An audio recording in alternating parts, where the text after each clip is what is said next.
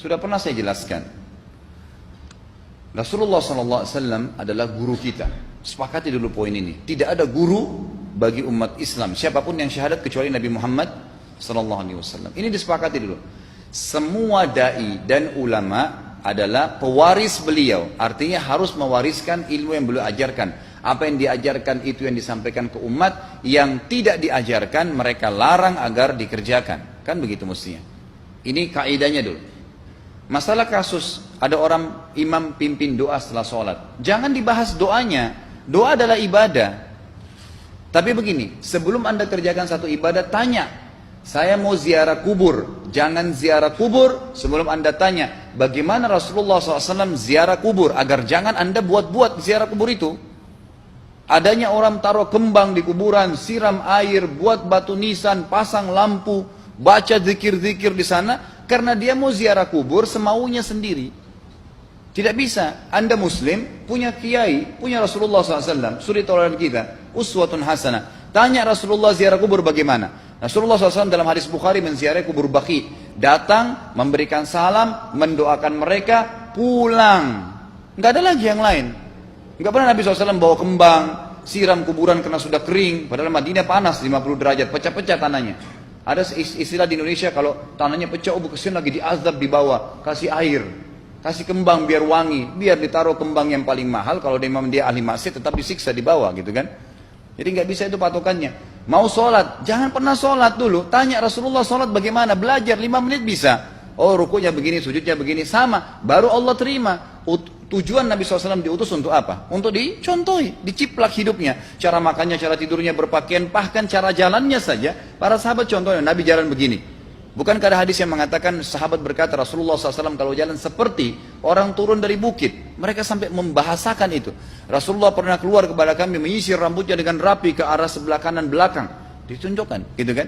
Rasulullah SAW menyukai ini. Rasulullah SAW memakan dengan cara begini. Diajarkan kepada kita semua agar kita contohin. Yang jadi masalah bagi kita ini, kita selalu mau buat apa-apa yang tidak diperintahkan oleh Nabi SAW. Selalu alasannya baik.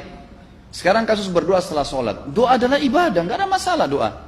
Tapi kalau kita mau ikat antara sebuah ibadah dengan ibadah yang lain, tanya dulu. Rasulullah pernah ikat nggak? Pernah pertemukan nggak? Ziarah kubur dengan baca Quran. Ziarah kubur ibadah, baca Quran ibadah. Pernah nggak Nabi baca Quran di kuburan? Itu tanya. Nggak ada riwayat Nabi SAW pernah baca Al-Fatihah untuk orang mati atau baca di ayat Al-Quran. Datangkan dalilnya coba. Nggak ada satu hadis pun menjelaskan masalah itu. Lalu kenapa anda buat? Oh karena saya mau buat ibadah. Baik ibadah yang Nabi ajarin. Salam doain, selesai. Jangan lebih daripada itu. Masa anda lebih pintar dari Nabi Muhammad SAW? Habis sholat, memang paket yang Nabi tawarkan, yang beliau selalu kerjakan adalah zikir. Setelah sholat, dengan zikir sholat yang sudah masyhur, istighfar, kemudian baca Allahumma antas salam, sampai membaca ayat kursi, al-ikhlas, al-falaq, an-nas, baca subhanallah, alhamdulillah, Allah akbar 33 kali, sampai terakhir baca, digenapkan la ilaha illallah wahdahu la syarika lah. Selesai itu semua hadis Nabi SAW menjelaskan setelah sholat, Rasulullah SAW langsung berdiri. Memang beliau tidak pernah berdoa habis sholat lima waktu itu. Memang begitu. Bukan doanya yang jadi masalah, bukan. Karena Rasulullah tidak kerjakan, jadi kita tidak kerjakan. Saya tekankan dalam pengajian saya, kalau anda punya hajat berdoa, berdoalah setelah sholat ba'diyah. Insya Allah aman. Karena sudah lepas dari paket yang Nabi tentukan. Selama Rasulullah SAW sudah mencontohkan dan memerintahkan sebuah perbuatan, ditentukan tempatnya, jumlahnya, waktunya, jangan pernah dilanggar. Habis sholat bacalah subhanallah 33, alhamdulillah 33, Allah akbar 33. Jangan anda bilang saya bisa baca 100. Loh, Rasulullah suruh 33 kok. Ditentukan, jangan lebih pintar. Nanti setelah sholat, jangan ikutkan dengan paket rangkaian sholat ini. Di luar waktu sholat anda membaca 100, silahkan. Karena nggak ada penekanan di situ. Kalau ada penekanan waktu, tempat, dan jumlah, jangan dibantah. Anda pengikut Rasulullah atau bukan gitu kan? Harus jadi jelas. Yang membuat umat ini di Indonesia juga jadi masalah sekarang karena mau buat sendiri. Semaunya sendiri. Kenapa akhi, kenapa Pak Kiai, kenapa Habib, kenapa Ustadz, kenapa buat ini? Bukankah Rasulullah tidak mencontohkan? Oh nggak apa-apa, ini kan baik. Loh, kalau semua orang berkata seperti Anda, apa yang tertinggal dari agama kita? Kira-kira apa lagi yang tertinggal? Nggak ada kemurnian agama karena semua orang mau buat semaunya. Gitu kan? Semaunya sendiri. Pindah rumah, baca berzanji. Apa itu berarti sejarah Nabi? Kenapa baca berzanji saudaraku? Rasulullah waktu pindah rumah pernah baca-baca gitu nggak? Nggak pernah. Kenapa dibuat? Anda muslim bukan? Muslim, ya saya harus ikuti. Kalau tidak akan terus ini mengakar nih. Anda buat satu bid'ah sekarang, bid'ah itu lawannya sunnah. Anak Anda akan buat 10 bid'ah, cucunya akan buat 100 bid'ah, akan banyak bid'ah merakar di masyarakat, dan agama akan ditinggalkan. Kemurnian sunnah akan hilang, gitu kan? Dan ini bahaya. Ingat, Nabi SAW mengatakan kepada kita dengan hadis yang sangat jelas. Hadis sahih riwayat Imam Ahmad bunyinya begini. Semoga Allah merahmati umatku yang menukil dariku seperti apa yang aku ajarkan atau sebutkan. Sampai ulama hadis mengatakan Nabi ucapin habis sholat astagfirullah, maka sahabat tidak ada berani menambah azim. Enggak ada sahabat yang bilang astagfirullah azim habis sholat, enggak ada. Astagfirullah saja karena Nabi ucapin itu, mereka mengakui tidak lebih pintar daripada Nabi SAW. Kenapa kita harus tambah? Astagfirullahaladzim, wali walidayya, wali muslimin, panjang. Dari mana ini semua? Ditambah-tambah, diembel-embelin, kenapa? Akhirnya keluar dari ajaran Nabi Muhammad SAW. Ini masalah gitu kan? Kenapa harus dilakukan? Peringatan maulid Nabi sudah sering saya ingatkan. Anda tanya semua yang buat maulid, kapan maulid itu sejarahnya ada? Semua buku sejarah menjelaskan tahun 230 Hijriah. Nabi meninggal tahun berapa? 11 Hijriah. Gitu kan? 11 Hijriah. Lalu kenapa harus ada dilakukan? Dan dari mana sejarahnya? Yang membuat pertama adalah orang-orang Syiah.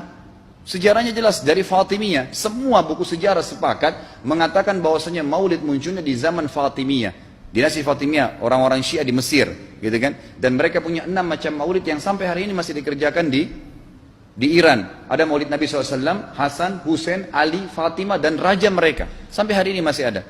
Kenapa orang-orang waktu baca maulid, baca salawat sambil berdiri pegang tangannya taruh di dada? Karena keyakinan orang Syiah, ruhnya Nabi SAW sedang lewat. Anda tahu nggak itu? Banyak orang kita buat tidak tahu. Yang penting bahasa Arab ikut saja, gitu kan? Tidak bisa. Nabi SAW tidak pernah rayakan. Pernah ada yang bilang sama saya, Ustaz, kan Nabi SAW pernah bilang, waktu ditanya tentang puasa Senin, beliau mengatakan hari itulah aku dilahirkan. Terus kenapa? Berarti boleh merayakan ulang tahun hari Senin, gitu kan? Tidak. Nabi SAW cuma menginformasikan bahwasanya beliau lahir di hari Senin. Dan beliau tidak pernah ngumpulin sahabat untuk baca bersama-sama, merayakan hari raya. Beliau tidak pernah. Kalau itu benar, Nabi nggak bakal tinggalkan kok. Ibnu Katsir rahimahullah, garis bawahi poin ini. Ibnu Katsir rahimahullah, dalam tafsir beliau, tafsir Quran Azim. Dan subhanallah Ibnu Katsir ini, kata ulama, hampir semua kalangan golongan itu banyak memakai banyak memakai buku beliau. Walaupun berbeda dari sisi pemahaman yang lain, tapi tafsirnya kebanyakan kembali ke tafsir beliau. Beliau mengatakan tafsir surah Al-Maidah ayat 3 yang bunyinya a'udzubillahi minasyaitonir rajim, al-yawma akmaltu lakum dinakum. Hari ini saya sempurnakan agama kalian, kata Allah. Ya.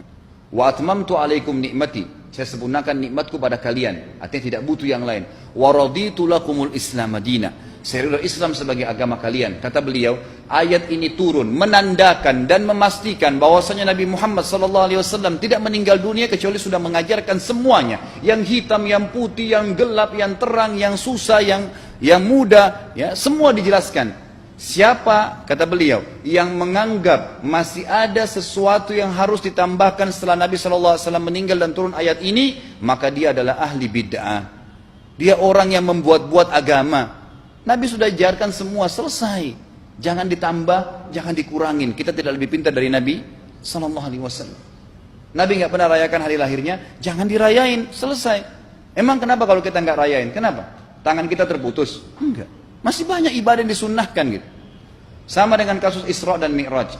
Kejadian besar dalam Islam. Tapi Anda boleh kembali kepada semua buku sirah. Saya tantang semua buku sirah Anda kembali. Insya Allah yang berpegang pada Al-Quran dan Sunnah. Memang ada dasar wahyunya. Maka semua akan menjelaskan. Nabi SAW setelah pulang dari Isra dan Mi'raj tidak pernah mengumpulkan sahabat-sahabat untuk merayakannya setiap tahun. Tidak pernah. Boleh dipelajari iya, setiap hari. Tapi ditentukan tanggalnya lalu dibuat acara. Tidak pernah Nabi SAW buat itu. Lalu kenapa Anda buat? Kalau Anda mau tetap buat, ya silahkan. Itu hak terserah Anda. Tapi saya ngajak kepada Anda kembali kepada kemurnian ajaran Nabi SAW. Kita tidak akan pernah kembali. Kata Syekh Utsaimin rahimahullah, umat Islam ini akan kembali kepada kejayaan mereka kalau mereka betul-betul kembali kepada ajaran Rasul mereka Muhammad SAW. Murnikan ajaran Nabi yang jalankan seperti yang beliau ajarkan, selesai, akan aman. Pasti akan kembali kejayaannya. Kita nggak bisa saling menghardik, saling menyalahkan yayasan ini, organisasi ini, kelompok ini, karena masing-masing mau beristidlal sendiri, mau menjalankan sendiri hukum-hukum agama ini, bukan mengikuti sunnah Nabi SAW. Jemaah haji kita, jemaah umrah, datang ke Mekah, tur dalam kota Mekah, naik ke gunung untuk lihat Gua Hira. Kenapa naik ke Gua Hira? Oh, Rasulullah pernah di sini. Baik, saya jelaskan. Nabi Muhammad SAW ke Gua Hira sebelum turunnya wahyu. Dan beliau terakhir sekali di Gua Hira pada saat menerima Iqra bismi rabbikal ladzi khalaq. Itu saja. Setelah kejadian itu, beliau turun dari Gua Hira. Dari waktu itu sampai meninggal, Nabi SAW tidak pernah ke Gua Hira lagi dan tidak pernah suruh sahabatnya ke Gua Hira. Kenapa anda ke Gua Hira? Sampai naik 3 jam ada yang jatuh mati. Karena jahil, tidak tahu pemahaman agamanya. Nggak bisa begitu. Cukup dikenang iya. Kecuali Nabi SAW suruh, datangilah Gua Hira. Ya silahkan. Gitu kan? Kalau enggak, kan begitu. Masalah Isra Mi'raj, saudaraku, kejadian besar. Ambil ibrahnya, yang penting ilmunya. Oh, salat 5 waktu, kejadiannya pernah gini. Ada kebesaran Allah, ambil pelajarannya iya. Yang Nabi tidak contohin, maka jangan dikerjakan. Hanya itu saja. Zikir bersama, di sini ditanyakan juga zikir bersama. Nabi SAW disebutkan dalam hadis Bukhari, kalau berzikir habis sholat, beliau membaca zikir tertentu, sahabat baca zikir tertentu, sahabat baca zikir tertentu. Jadi Nabi SAW tidak pernah paksain. Enggak pernah Nabi misalnya baca ayat kursi, harus semua sahabatnya ikut ayat kursi, enggak. Nabi SAW baca ayat kursi, si fulan baca al-ikhlas, si fulan baca subhanallah, masing-masing. Dan ingat, Allah SWT mengatakan apa? Tentang masalah zikir dan doa ini. Ya. Dikatakan, ya, kita harus berdoa kepada Allah, ya, wadunal jahri minal qawli bil gudui wal asal, wala takum minal ghafilin. Berdoalah kalian, berzikirlah kalian dengan doa kalian, dunal jahr minal qaul, tidak dengan teriak-teriak. Allah berfirman dunal jahr, tidak teriak-teriak, ya. Dan janganlah kalian menjadi orang-orang yang lalai. Makanya pernah ada sahabat, waktu Nabi SAW berkata begini, dalam hadis Bukhari juga, waktu pulang dari salah satu perjalanan, kalau kalian sedang menukik, kuda, unta lagi menukik, bertakbirlah, bilang Allahu Akbar. Kalau kalian sedang turun, menuruni sebuah lembah, bertasbihlah, bilang subhanallah. Ada satu sahabat badui, orang dari padang pasir, semangat dia jalankan sunnah Nabi. Waktu kudanya lagi naik, Allahu Akbar, dengan suara keras dia teriak. Jalankan sunnah kan? Tapi teriak ya. Apa yang terjadi? Nabi SAW panggil, ditepuk pundaknya, Nabi mengatakan, pelankan suaramu.